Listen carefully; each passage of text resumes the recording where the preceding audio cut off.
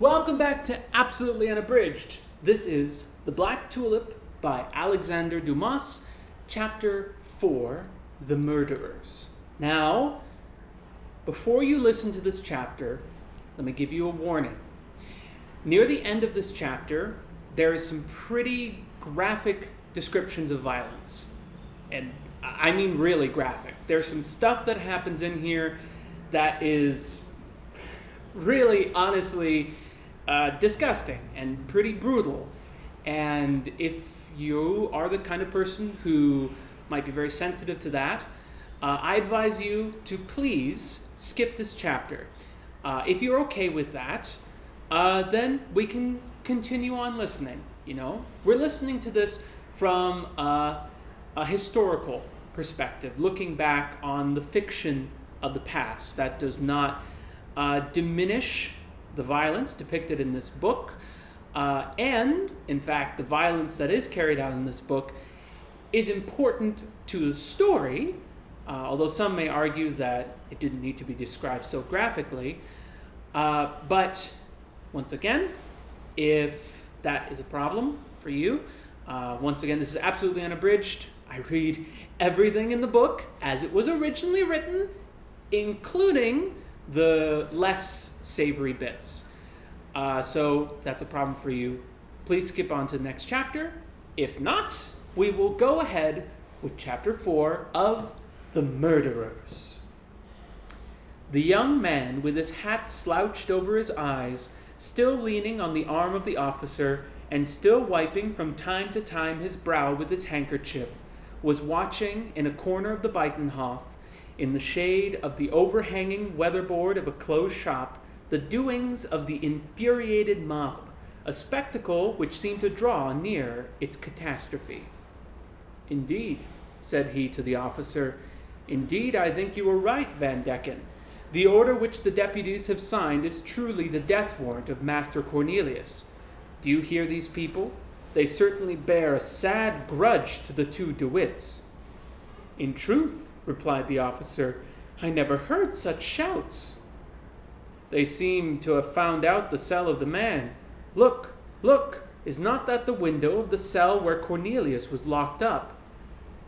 A man had seized with both hands and was shaking the iron bars of the window in the room which Cornelius had left only 10 minutes before. "Hola, hola!" the man called out. "He is gone!" "How is that? Gone?" asked those of the mob who had not been able to get into the prison, crowded as it was with the mass of intruders. "Gone! Gone!" repeated the man with a rage. "The bird has flown!" "What does this man say?" asked His Highness, growing quite pale. "Oh, Monseigneur, he says a thing which would be very fortunate if it should turn out true." "Certainly it would be fortunate if it were true," said the young man. "Unfortunately, it cannot be true." "However, look," said the officer. And indeed, some more faces, furious and contorted with rage, showed themselves at the windows, crying, "Escaped! Gone! They have helped them off!" And the people in the street repeated with fearful imprecations, "Escaped! Gone! After them, and catch them!" "Monseigneur, it seems that Mynheer Cornelius has really escaped," said the officer. "Yes, from prison, perhaps, but not from the town. You will see, Van Decken, that the poor fellow will find the gate closed against him which he hoped to find open." "Has an order been given to close the town gates, Monseigneur?" "No, at least I do not think so. Who could have given such an order?" "Indeed, but what makes your Highness suppose?" "There are fatalities," Monseigneur replied in an offhand manner, "and the greatest men have sometimes fallen victims to such fatalities." At these words the officer felt his blood run cold, as somehow or other he was convinced that the prisoner was lost. At this moment the roar of the multitude broke forth like thunder, for it was now quite certain that Cornelius DeWitt was no longer in the prison. Cornelius and John, after driving along the pond, had taken the main street, which leads to the Tulip, giving directions to the coachman to slacken his pace in order not to excite any suspicion. But when, on having proceeded halfway down that street, the man felt that he had left the prison and death behind, and before him there was life and liberty, he neglected every precaution and set his horses off at a gallop. All at once he stopped. "What is the matter?" asked John, putting his head out of the coach window. "Oh, my masters!" cried the coachman. "It is—" Terror choked the voice of the honest fellow. "Well, say what you have to say," urged the grand pensionary. The gate is closed. That's what it is." "How is this? It is not usual to close the gate by day. Just look." John DeWitt leaned out of the window and indeed saw that the man was right. "Never mind, but drive on," said John. "I have with me the order for the communication of the punishment. The gatekeeper will let us through." The carriage moved along, but it was evident that the driver was no longer urging his horses with the same degree of confidence. Moreover, as John DeWitt put his head out of the carriage window, he was seen and recognized by a brewer, who, being behind his companions, was just shutting his door in all haste to join them at the Beitenhof. He uttered a cry of surprise and ran after 2 other men before him, whom he overtook about 100 yards farther on, and told them what he had seen. The 3 men then stopped, looking after the carriage, being, however, not yet quite sure as to whom it contained. The carriage in the meanwhile arrived at the Tulip. "Open!" cried the coachman. "Open!" echoed the gatekeeper from the threshold of his lodge. "It's all very well for you to say 'open,' but what am I to do with it?" "With the key, to be sure," said the coachman. "With the key? Oh, yes. But have you not got it?" How is that? Have not you got the key?" asked the coachman. "No, I haven't." "What has become of it?" "Well, they have taken it from me." "Who?" "Someone, I dare say, who had a mind that no one should leave the town." "My good man," said the grand pensionary, putting out his head from the window and risking all for gaining all. "My good man, it is for me, John DeWitt, and for my brother Cornelius, who I am taking away into exile." "Oh, Mynheer DeWitt! Oh, I am indeed very much grieved," said the gatekeeper, rushing towards the carriage. "But upon my sacred word, the key has been taken from me." "When?" "This morning." "By whom?" "By a pale and thin young man of about 22. And wherefore did you give it up to him?" "Well, because he showed me an order, signed and sealed." "By whom?" "By the gentleman of the town hall." "Well, then," said Cornelius calmly, "our doom seems to be fixed. Do you know whether the same precaution has been taken at the other gates?" "I do not."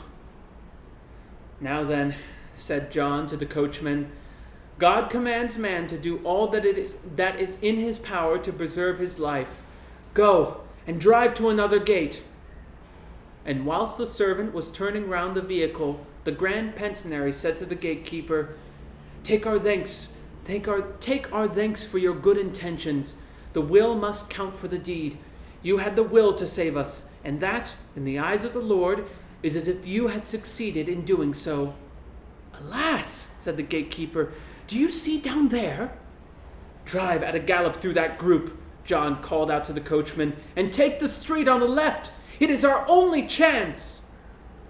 The group which John alluded to had, for its nucleus, those 3 men whom we left looking after the carriage, and who, in the meanwhile, had been joined by 7 or 8 others.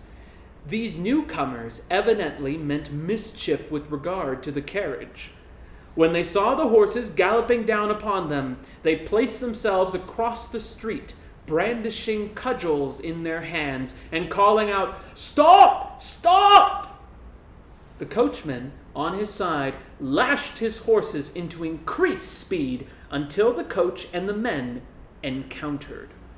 The brothers DeWitt, enclosed within the body of the carriage, were not able to see anything, but they felt a severe shock, occasioned by the rearing of the horses. The whole vehicle for a moment shook and stopped, but immediately after, passing over something round and elastic, which seemed to be the body of a prostrate man, set off again amidst a volley of the fiercest oaths. "Alas!" said Cornelius, "I am afraid we have hurt someone." "Gallop! Gallop!" called John.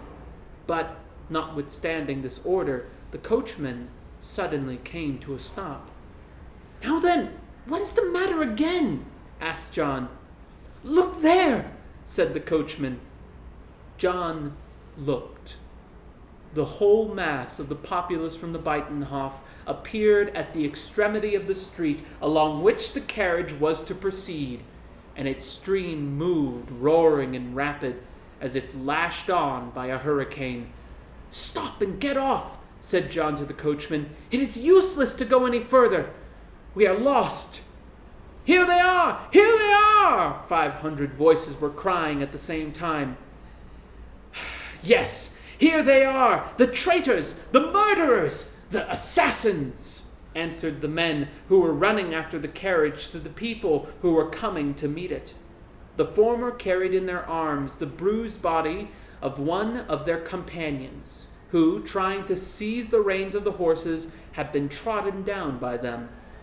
This was the object over which the two brothers had felt their carriage pass. The coachman stopped, but however strongly his master urged him, he refused to get off and save himself. In an instant the carriage was hemmed in between those who followed and those who met it. It rose above the mass of moving heads like a floating island. But in another instant it came to a dead stop. A blacksmith had with his hammer struck down one of the horses, which fell in the traces. At this moment the shutter of a window opened and disclosed the sallow face and the dark eyes of the young man, who with intense interest watched the scene which was preparing. Behind him appeared the head of the officer, almost as pale as himself. "Good heavens, Monseigneur, what is going on there?" whispered the officer. "Something very terrible, to be certain," replied the other. "Don't you see, Monseigneur? They are dragging the Grand Pensionary from the carriage. They strike him. They tear him to pieces." "Indeed, these people must certainly be prompted by a most violent indignation," said the young man, with the same impassible tone which he had preserved all along. "And here is Cornelius, whom they now likewise drag out of the carriage. Oh, Cornelius, who is already quite broken and mangled by the torture. Only look, look!" Indeed, it is Cornelius, and no mistake. The officer uttered a feeble cry and turned his head away. The brother of the Grand Pensionary, before having set foot on the ground, while still on the bottom step of the carriage, was struck down with an iron bar which broke his skull. He rose once more, but immediately fell again.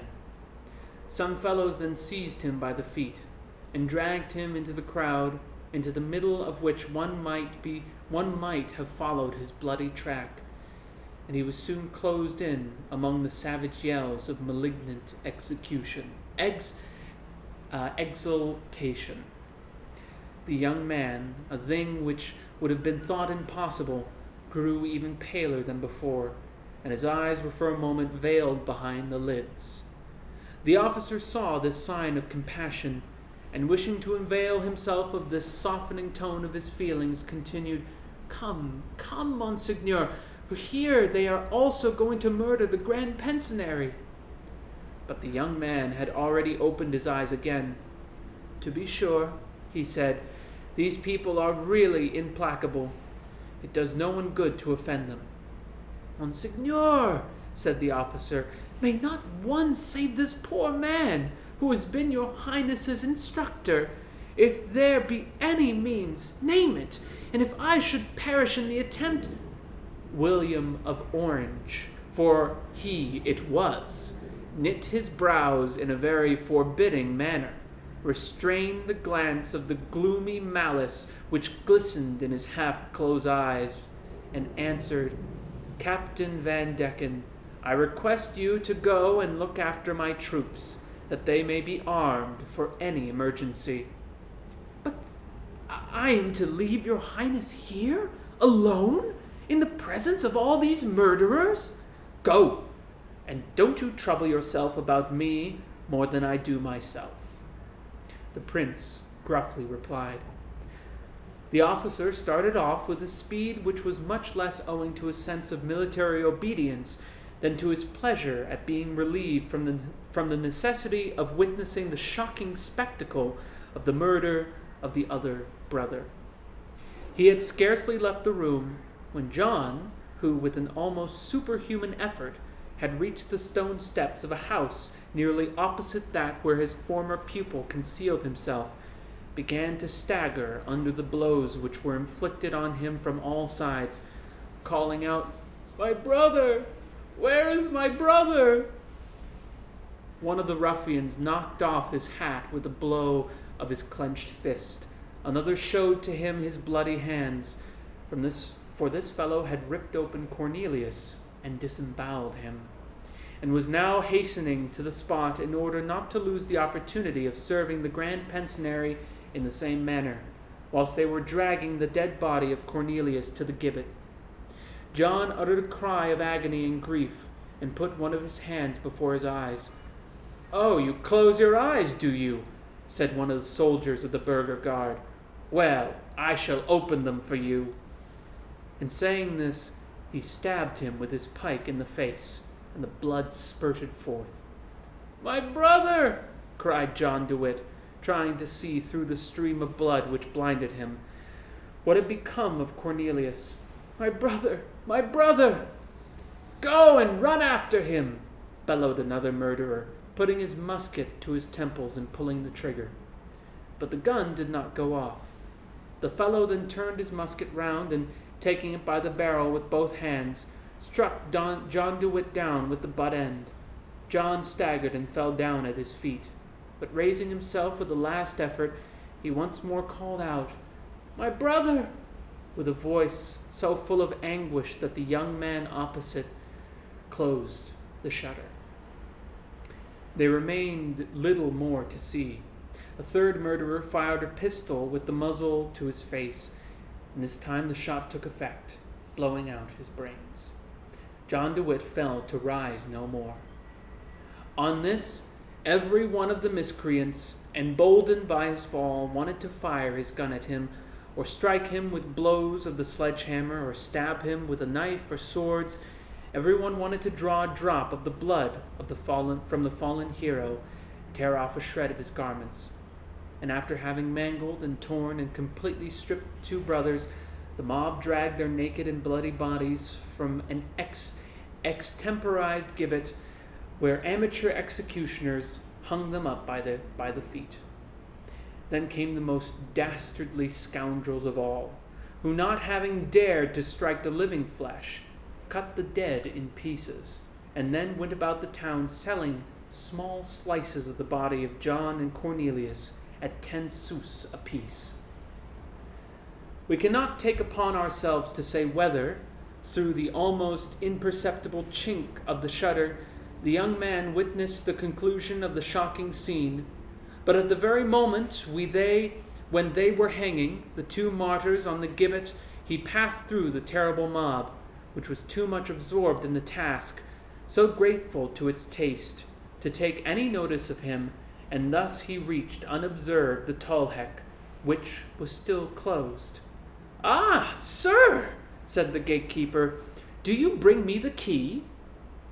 "Yes, my man, here it is," It is most unfortunate that you did not bring me that key only 1/4 of an hour sooner, said the gatekeeper with a sigh. And why that? Asked the other. Because I might have opened the gate to Mynheers de Witt, whereas finding the gate locked, they were obliged to retrace their steps. Gate! Gate! Cried a voice which seemed to be that of a man in a hurry. The prince, turning round, observed Captain Van Decken. Is that you, Captain? He said. Are you not yet out of the Hague? This is executing my orders very slowly. Monseigneur, replied the captain, this is the 3rd gate at which I presented myself. The other 2 were closed. Well, this good man will open this one for you. Do it, my friend. The last words were addressed to the gatekeeper, who stood quite thunderstruck on hearing Captain Van Decken addressing by the title of Monseigneur this pale young man, to whom he himself had spoken in such a familiar way. As it were to make up for his fault, he hastened to open the gate, which swung creaking on its hinges. Will Monseigneur avail himself of my horse? Asked the captain. I thank you, Captain. I shall use my own steed, which is waiting for me close at hand. And taking from his pocket a golden whistle, such as was generally used at that time for summoning the servants, he sounded it with a shrill and prolonged call, on which an equerry on horseback speedily made his appearance, leading another horse by the bridle. William, without touching the stirrup, vaulted into the saddle of the lead horse, and, settling his spurs into its flanks, started off for the Leyden road. Having reached it, he turned round and beckoned to the captain, who was far behind, to ride by his side. Do you know, he then said, without stopping, that those rascals have killed John de Witt as well as his brother? Alas, Monseigneur, the captain answered sadly, I should like it much better if these two difficulties were still in your Highness's way of becoming de facto stadtholder of Holland. Certainly it would have been better, said William, if what did happen had not happened. But it cannot be helped now, and we have had nothing to do with it. Let us push on, Captain, that we may arrive at Alphen before the message which the States General are sure to send to me to the camp. The captain bowed, allowed the prince to ride ahead, and, for the remainder of the journey, kept at the same respectful distance as he had done before his Highness called him to his side. How I should wish, William of Orange malignantly muttered to himself, with a dark frown, and setting the spurs to his horse, to see the figure which Louis will cut when he is apprised of the manner in which his dear friends De Witt have been served. O thou son, as truly as I am called William the Silent, thou son, thou hast best look to thy rays. And the young prince, the relentless rival of the great king, sped away upon his fiery steed, this future Stadtholder, who had been but the day before very uncertainly established in his new power, but for whom the burghers of the Hague had built a staircase with the bodies of John and Cornelius, 2 princes as noble as he in the eyes of God and man. And that is the very sad and bloody end of chapter 4 of The Black Tulip. I will see you in the next chapter.